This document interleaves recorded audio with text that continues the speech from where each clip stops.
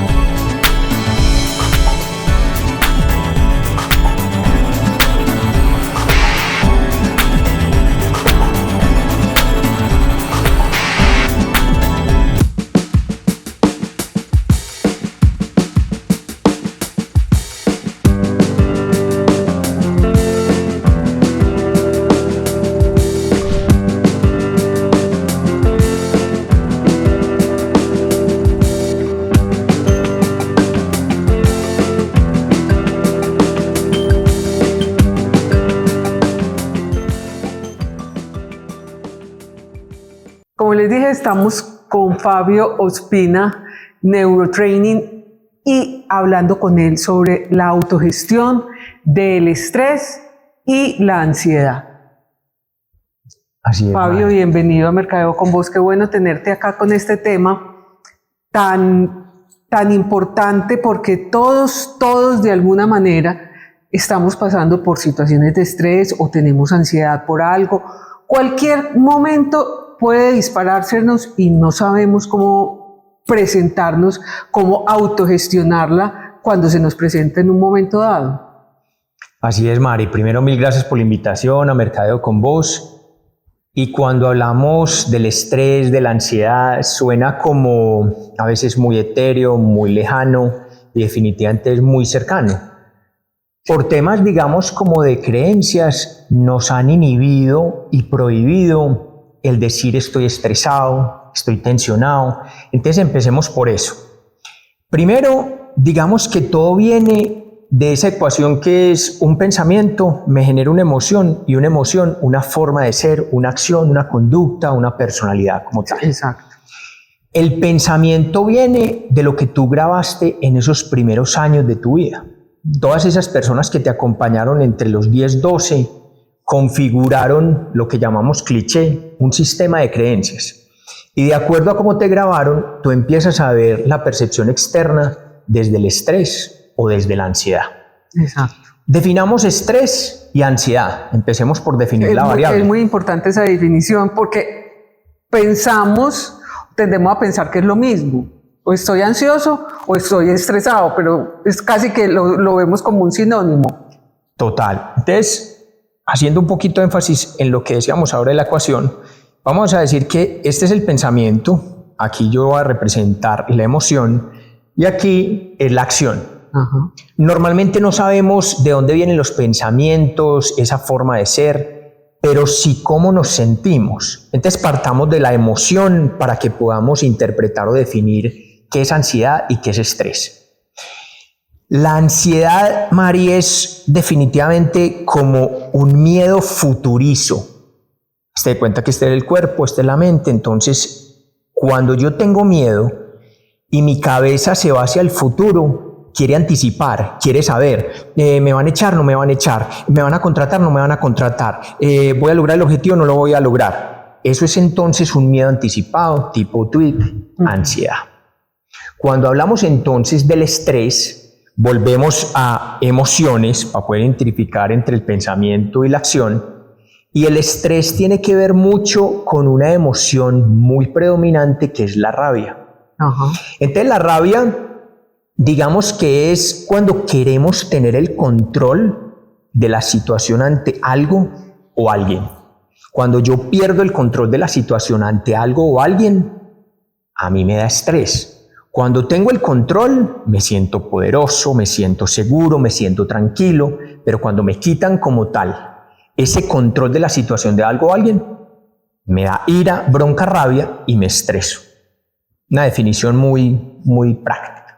Bueno, cuando uno dice, digamos que es que esta persona está enferma de los nervios, ¿en dónde la podemos ubicar? ¿O con la ansiedad o con el estrés? ¿O eso es otra cosa aparte? Eso es buen punto, porque cuando uno dice es que es una persona muy nerviosa, yo digo que podemos partir de nuevo del centro, que es la emoción. Entonces esos nervios está asociado a una tristeza, a una depresión, a un miedo, como lo hablábamos ahora, o a una rabia. Cuando identificamos alguna de estas tres emociones, empezamos a hacer ese trabajo, ese proceso de neurotraining, de ese entrenamiento específico. Entonces, yo puedo ser nervioso porque tengo fobia de algún animal, por decir algo.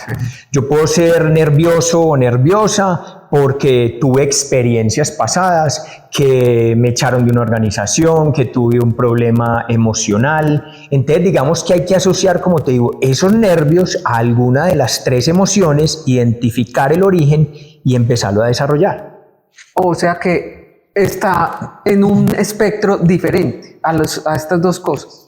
Sí, porque digamos que los nervios, cuando tú dices nervios, eso se asocia, como te digo, nervios a que no puedo hablar en público, nervios a que no me van a contratar, nervios, digamos que el ser humano siente nervios por dos circunstancias específicas, por no ser querido o no ser aceptado. Entonces de ahí como que predomina toda esa actitud del ser humano. Bueno. Fabio, el estrés que se genera también por el miedo, por la rabia, por la impotencia, que no somos capaces de gestionar algo en un momento determinado, ¿cómo podemos pensar en gestionarlo, en autogestionarlo? Esa es una buena pregunta, Mari. Mira, sigamos con la línea del miedo. Cuando uno define el miedo, el 80%, estoy hablando de estadísticas, ¿cierto? Sí. Modelos de dispersión, campana de Gauss. Entonces, cuando tú coges el miedo, el 80% promedio es imaginario. ¿Así? O sea que no existe. Es Netflix, es imaginación, es películas que tú te haces en ese cerebro donde realmente no existe. 80. El 18% de ese miedo está en ti. 18. Y un 2% que tú no controlas. Me explico. Vamos a hacer un ejemplo que nos vamos a ir a montar en un avión, vamos a volar de aquí a, qué sé yo, Bogotá, Madrid. Y resulta que yo empiezo a generar ese Netflix, esas películas, entonces se va a caer el avión, entonces ¿qué me pasará? Entonces una turbulencia. Sí. Empiezo a hacer el 80% que es imaginario del miedo. 18% está en mí. O me monto o no me monto en ese avión. Punto. Y el 2% que no controlo, pues zafa, suéltalo. Porque es que, Mari, ¿tú controlas un tsunami? No. ¿Tú controlas un terremoto? Es imposible. O sea, lo mismo, una turbulencia. No sabemos en qué momento puede ocurrir. Total. Sí. Entonces, tú lo que tienes que hacer es, cuando hacemos este proceso de neurotraining para empezar a fortalecer y generar acción en esas emociones, es cómo ese 18% que depende de mí, cómo lo voy subiendo a un 30, a un 40, y la película del 80% que no existe, yo cómo lo voy bajando. Ahí está el proceso de neurotraining. Y el 2% queda quietico, suéltalo. Eso no puedes hacer absolutamente nada. Y cuando tú entras en unas estadísticas que tú dices de, no sé, 1000 aviones, pues empezamos a también en el proceso como coger esos pensamientos irracionales o esas películas a volverlos, exacto, pensamientos más racionales. De 1000 aviones, ¿cuántos se caen? De 100, ¿cuántas turbulencias tú, digamos, vas a vivir? Entonces es como gestionar, identificar y empezar a entrenar. Porque al cerebro no le importa o no le interesa que tú le digas, ay, Mari, deja ser boba, ¿vos crees que va a pasar algo en ese avión? Entonces el cerebro te dice, ay, sí, no va a pasar, pero eso dura segundos. Entonces tú las emociones las tienes que entrenar, las tienes que de nuevo pasar de un pensamiento irracional a racional, lo tienes que identificar, tienes que ver cuál es el contexto, cuál es tu experiencia pasada, de dónde viene el origen como tal. Bueno, vamos a ir a un corte y ya regresamos. Claro que sí.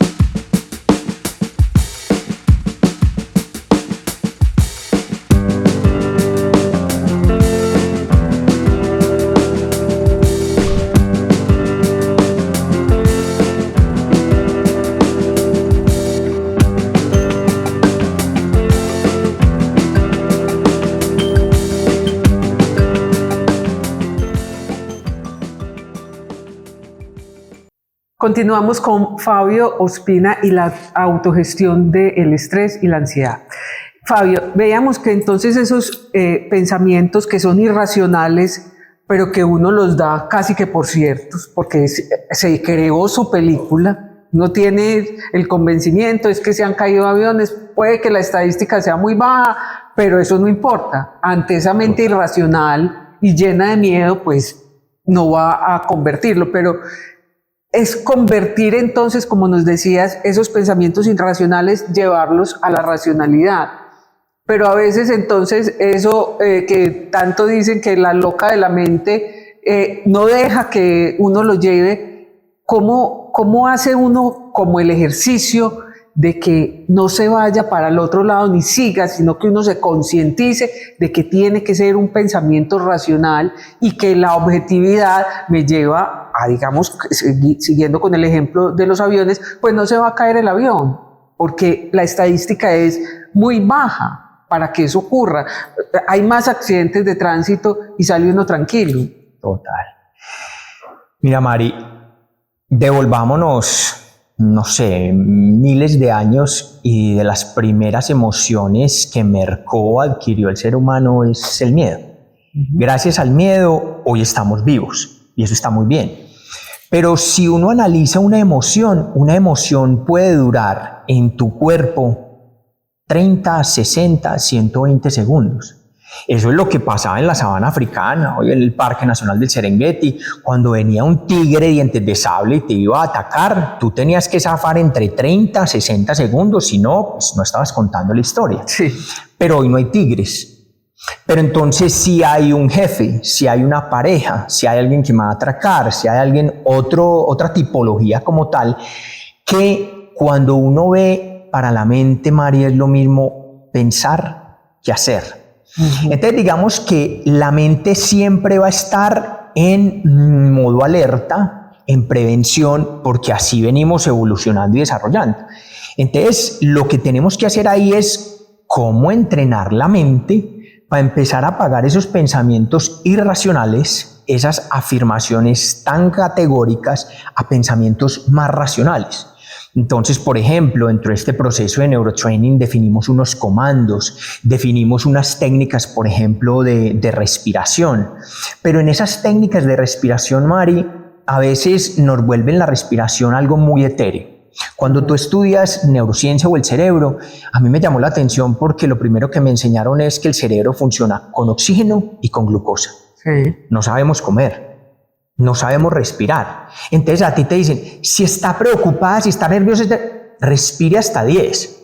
Respire hasta 10 y... No, a mí explícame por qué tengo que respirar hasta 10. O sea, es un ejercicio... ¿Cómo tengo que respirar? Porque pues uno respira todos los días, las 24 horas del día, los 60 minutos de una hora, pues no puedes dejar de respirar. Pero Total. Tener una técnica de respiración para relajarse es otra cosa distinta. Es una muy buena pregunta. Mira, más o menos tenemos unas 21, 22.000 respiraciones promedio día. De esas, obviamente, hay un sistema autónomo, danzamos entre el simpático y parasimpático, pero a tu pregunta, hay dos tipos de respiraciones. Uno, una respiración que es una necesidad personal de cómo regular una emoción, una ansiedad, un estrés. Es como el automático, la respiración en automático. Exacto. Usted tiene que respirar. Exacto. Indiscutiblemente. Y gracias a Dios, pues el sistema autónomo es tan potente. Respire. No, total. Imagínate tú en un almuerzo de negocios y entonces diciéndole al cliente o al jefe, no, espérate que ese pico de insulina y entonces el páncreas se me desbordó. No, menos mal. El sistema autónomo es muy inteligente. Pero volviendo al punto yo, ¿qué necesidad tengo ante una respiración? Ajá. Entonces, de nuevo, una cosa es una necesidad personal, otra cosa es una necesidad deportiva. Cuando yo estoy con el foco de prender, por ejemplo, la atención, la concentración, mi respiración tiene que ser muy nasal. La respiración nasal, aquí tenemos unas vellosidades, eso es un filtro, un cambio de temperatura, pero lo importante de la respiración nasal, Mari, es que va directamente a la amígdala, ¿cierto? La amígdala no de acá, obviamente, sino la cerebral. Y lo que hace es que, digamos, como que coge el nervio vago, lo suaviza, y eso lo que hace es regular la emoción. Entonces, ¿cómo lo hacemos? Con una respiración. Lo que pasa es que a ti te dicen respire en 4, detenga en 4, eso es muy relativo. A ti te tienen que decir, ¿qué sientes? Ansiedad, hacemos este ritmo. Tengo miedo, este ritmo. Entonces, digamos que la sola respiración nasal y consciente, nos salimos del sistema autónomo de las 21.000, una respiración prolongada, que de pronto la tengas un par de segundos, después miramos el detalle del ritmo, y cuando tú exhalas, es cuando el cuerpo se está relajando. Entonces, no sé, voy a tener una entrevista con mi jefe. Entonces, simplemente respira. Cuando tú necesitas subir niveles de atención y de concentración, necesitas una respiración nasal. Pero rápidamente. Tallo cerebral, aquí está el bulbo raquídeo y hay dos estructuras, complejo pre-Bötzinger, locus coeruleus, me importan los aparatejos. Uno me ayuda a regular la emoción y la otra a tener el foco atencional. Entonces mira que cuando uno empieza a tener herramientas, ejercicios, técnicas como tal, tú ya tienes de dónde coger. Si tengo situación A con mi jefe, si tengo situación B con mi colaborador, con mi pareja, entonces definimos esta situación. Yo siempre que entreno a estos ejecutivos o pupilos, yo siempre les digo, el tema no es que no me pase X. Tú le dices al cerebro no y es un refuerzo neuronal. Mari, no pienses en una lagartija con corbata. ¡Pah! Llegó la imagen de la lagartija con corbata. Claro. Entonces es un refuerzo que viene con imágenes. Claro. Entonces el tema no es decirle no o sí. No. En la vida no pasan cosas buenas o malas. Pasan cosas. Entonces definamos. Si tengo esta situación con mi jefe, ¿qué respiración, qué canana, qué técnica, qué ejercicio hago? Si tengo esto con mi pareja, si tengo esto con mi colaborador. Entonces, por ejemplo, lo digo porque lo viví muchos años cuando trabajé en esas organizaciones y las adoro y les agradezco, pero fui yo el que entró en un bucle de tensión y de nervios porque las reestructuraciones, los cambios, y yo quería llegar, digamos, como a ese nivel corporativo y empieza las situaciones de estrés. Mari, yo con el reflujo, con mi estrés, dañé el esfínter esofágico. Y por eso es que tuve un reflujo muy fuerte, pero imagínate, aquí está el diafragma, que es para mí uno o el músculo más potente de la respiración. Y primero no sabemos dónde está. Segundo, tiene un 3, un 5% que es consciente. O sea, cuando estamos estresados, lo primero que se pone o se tensiona es el diafragma. Sí. Y el diafragma es esternón duro, suave aquí en la boca, el estómago, debajo de las costillas, está un ala de parapente llamada el diafragma. Y eso lo ponía yo con mi estrés como una roca. Entonces imagínate, una roca, aquí el corazón, aquí el tubo digestivo. Imagínate esa presión. ¿Qué pasó con este esfínter esofágico? Lo dañé con el estrés.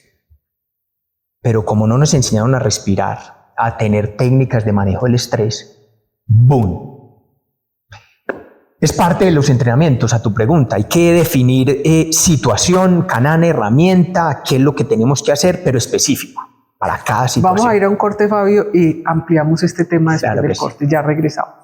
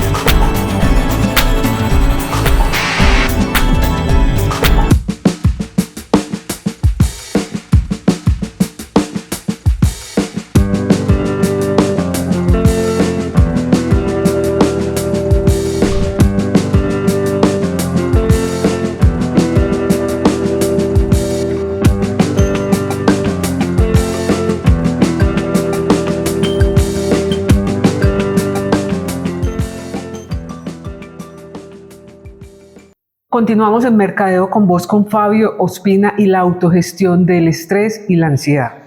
Fabio, ese caso tuyo creo que es un caso que se puede repetir por 1000 en todas las personas, de alguna manera lo hemos vivido. A ti fue crónico. Total. Fue muy crónico, pero creo que todas las personas lo tenemos muy parecido en cierta medida. Algunos tenemos que la gastritis, que el reflujo, que la no hay qué, todos, y yo creo que es donde más se puede reflejar ese estrés, es en el estómago. Total. Donde está. Pero entonces, con esa respiración, que no la sabías en ese momento, que todavía no la conocías, y que ahí fue como el obturador para pensar que tenías que cambiar, o tuviste que esperar todavía muchos más episodios en tu vida. A ver, no, se sigue teniendo estrés y es un modelo adaptativo, es algo natural del ser humano y lo necesitamos. Lo que pasa es que bien regulado es chévere. Es distinto.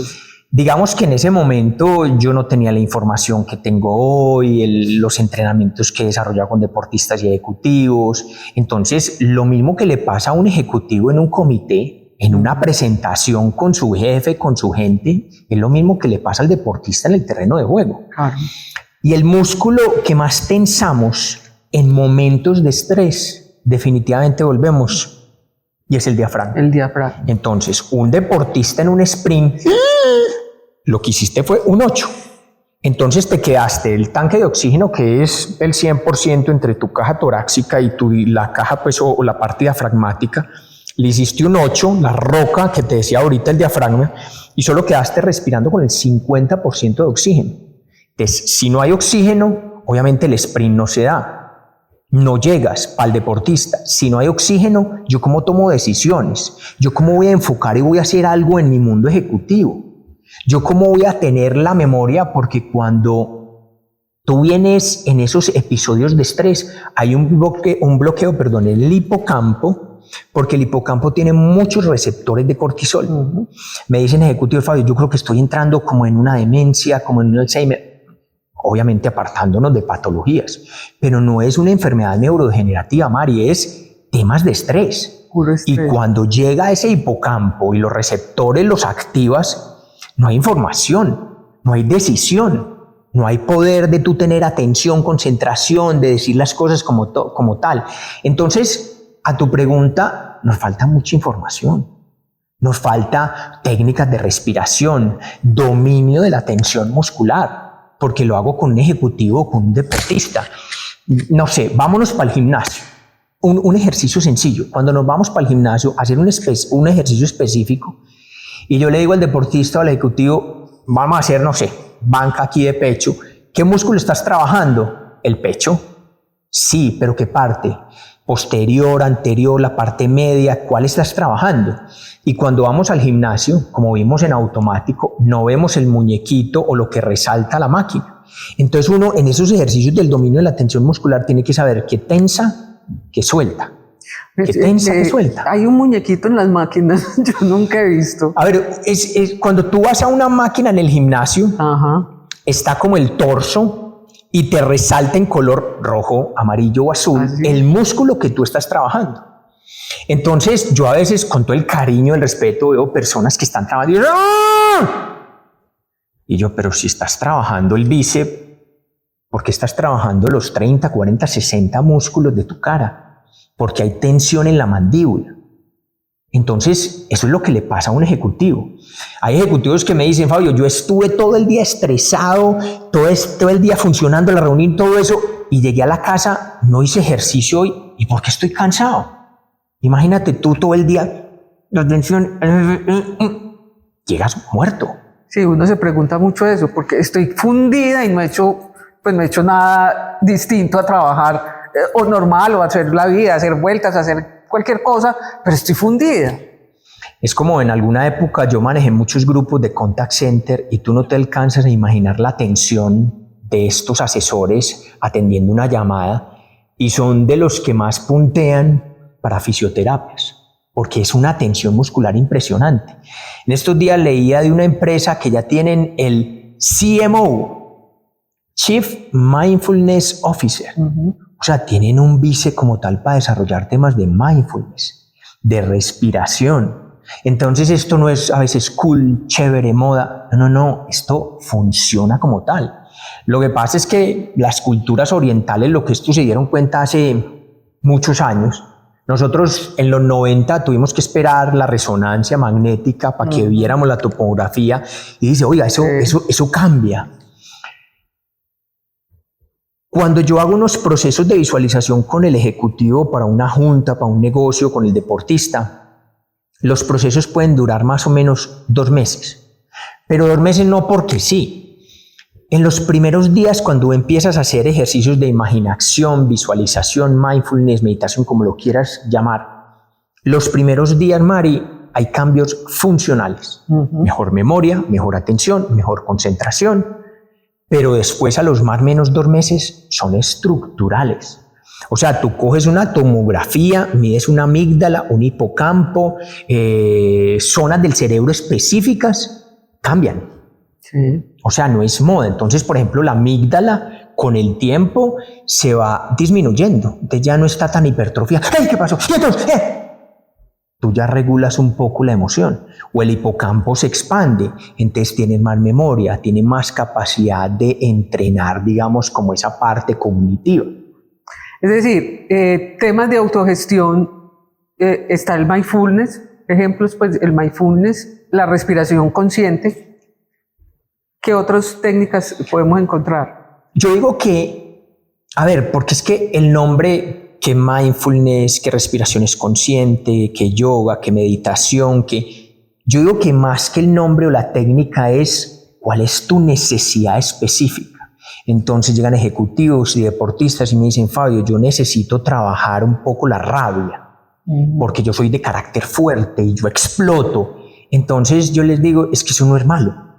El tema es yo cómo lo regulo. Entonces hay una técnica donde yo entreno la parte entre el pienso y el siento, y lo que necesitamos es que yo necesito rabia para ir a una reunión, rabia para una final, pero no bronca recontra muy encabronado, porque ahí es cuando me sacan la roja. De pelea, pues. Claro, ahí es cuando el jefe me dice, con ánimo es de pelea, de armarla. Exacto, la quiero armar. Total. O con el miedo. Es que el miedo lo dividimos en zonas donde una cosa es susto, otra cosa es miedo, otra cosa es pánico. Pánico es bloqueo. Miedo es un término medio. Ajá. Susto es, oiga, yo tengo sustico que voy a ir a hacer una presentación con mi jefe, con el equipo, pero tengo una parte para pensar, para estructurar, para organizar, pensamientos racionales que hablábamos ahora, y voy obviamente con cananas y herramientas para la presentación. Pero necesito susto bien regulado, bien manejado. No pánico que me bloquea, como te decía, cortisol, hipocampo, entonces y me quedo sin información. Así es. Fabio, se nos acabó el tiempo, qué pesar. A ti mil gracias, como siempre. Queda uno siempre contigo con ganas de más tema y más tema. No, a ti gracias de verdad, Mari, como siempre tan interesantes estos espacios, lo que compartimos en Mercadeo con vos. Y bueno, por aquí estaremos volviendo a compartir tipsitos de neurotraining. Con seguridad. Fabio, las redes sociales. Claro que sí, mi Instagram o las redes sociales, Facebook y LinkedIn es Fabio Andrés Ospina Zuleta, y sobre todo Instagram, que es la que más muevo, Fabio _Ospina Z. Mil gracias, Fabio. A ti, Mari, y a Mercadeo con vos, mil gracias. Recuerden que estamos todos los sábados a las 10:30 de la mañana por el canal.co, con repetición martes y jueves a la 1 de la tarde. Simultáneamente, los sábados a las 10:30 estamos en Spotify, Apple Podcast, Amazon Music. Y los de noche estamos por Radio Global Coach PNL.com, hora de España. Ahí nos vemos y nos oímos la próxima semana. Chao.